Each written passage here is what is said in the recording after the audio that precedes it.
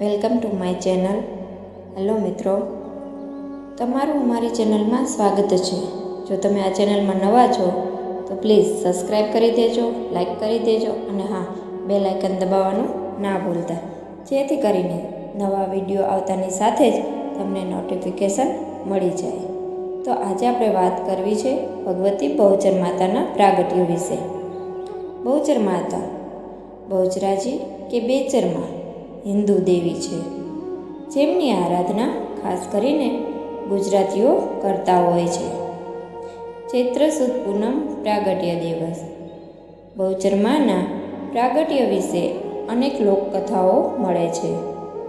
એક લોકવાયકા પ્રમાણે ગુજરાતના હળવદ તાલુકામાં આવેલા સાપકડા ગામમાં દેવલાય અને બાપલ દેથા નામના ચારણને ઘરે ચાર દેવી બુટ ભવાની, બલાળ, બહુચર અને બાલવીનો વિક્રમ સંવત 1451 ઈસવીસન 1395 શક સંવત 1317 અષાઢ સુદ બીજના દિવસે જન્મ થયો હતો અને તેમના પ્રાગટ્ય દિવસ તરીકે ચૈત્ર સુદ પૂનમને ઉજવવામાં આવે છે.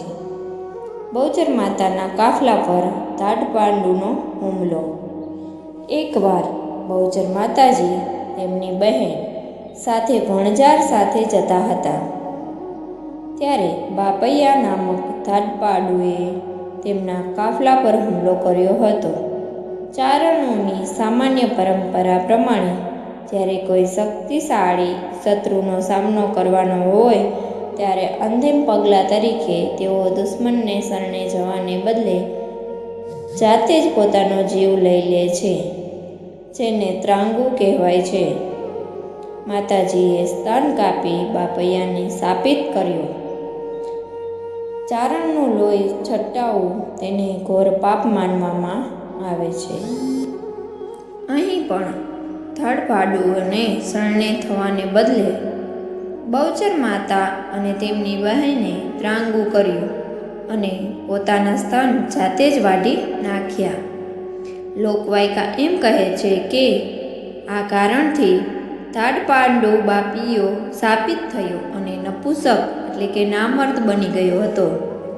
જ્યારે બાપૈયાએ સ્ત્રીઓના વસ્ત્ર આભૂષણો ધારણ કરી બહુચર માતાની આરાધના કરી હતી, ત્યારે માતાજી પ્રગટ થયા હતા અને તેને શાપમાંથી મુક્ત થયો હતો. હાલમાં ભારતમાં કિન્નર જાતિના લોકો ઘણા ભાવપૂર્વક બહુચર માતાની ભક્તિ કરે છે. તેમને પોતાના આરાધ્ય દેવી માને છે. દરેક પૂનમે અહીં મેળાનું આયોજન થાય છે. અહીંયા દરેક પૂનમે મેળો ભરાય છે. દરેક પૂનમે રાત્રે 9:30 વાગ્યે માતાજીની સવારી ચાંદીની પાલખીમાં નીકળે છે અને ચૈત્રી પૂનમ તથા આસો પૂનમ એટલે કે શરદ પૂનમના દિવસે રાત્રે પાલખી બહુચર માતાના નિજ મંદિરથી નીકળીને બહુચરાજીથી આશરે 3 કિલોમીટર દૂર આવેલા સંખલપુર ગામે જાય છે, જે માતાજીનું પ્રાગટ્ય સ્થાન માનવામાં આવે છે. અહીં માતાજીની પાલખીને આખા સંખલપુર ગામમાં ફેરવવામાં આવે છે અને મોડી રાત્રે માતાજી નિજ મંદિર બહુચરાજીમાં પરત આવે છે. માતાજીની આ પાલખી જોવા અનેક શ્રદ્ધાળુઓ દૂર દૂરથી આવે છે. માતાજીને દશેરાએ નવલખો હાર પહેરાવાય છે. ઘણા લોકોના બાળકોને કોઈ ખામી હોય, જેમ કે બહેરાશ હોય,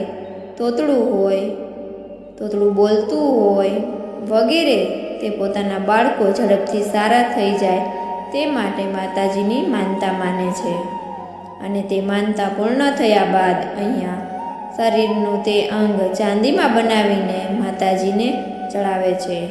આ ઉપરાંત નવરાત્રિ દરમિયાન ખૂબ જ મોટી સંખ્યામાં ભક્તો ઉમટી પડે છે. દશેરાના દિવસે સવારે માતાજીની પાલખી નીકળે છે. માતાજી નિજ મંદિરથી નીકળીને બહુચરાજી પાસે આવેલા સમી વૃક્ષ પાસે લઈ જવામાં આવે છે. ત્યાં માતાજીના શસ્ત્રોની પૂજા કરવામાં આવે છે. આ દિવસે માતાજીને ગાયકવાડ રાજાએ ચઢાવેલો નવલખો હાર પહેરાવવામાં આવે છે. આ મંદિર મોઢેરાથી 15 કિલોમીટરની અંતરે આવેલું છે. ત્યારબાદ જૂનું સંખલપુર પણ અહીંથી 5 કિલોમીટરની અંતરે આવેલું છે. આ મંદિર ખૂબ જ જૂનું હોવાને લીધે કેટલાય ગરબા, ગીતો અને ભજનો લખાયા છે. તો મિત્રો, તમને આ સ્ટોરી સારી લાગી હોય તો વધુમાં વધુ શેર કરી અમારી ચેનલમાં નવા છો તો સબસ્ક્રાઈબ કરી દેજો. જય માતાજી મિત્રો, અને પૂરી સ્ટોરી સાંભળવા બદલ ખૂબ ખૂબ ધન્યવાદ.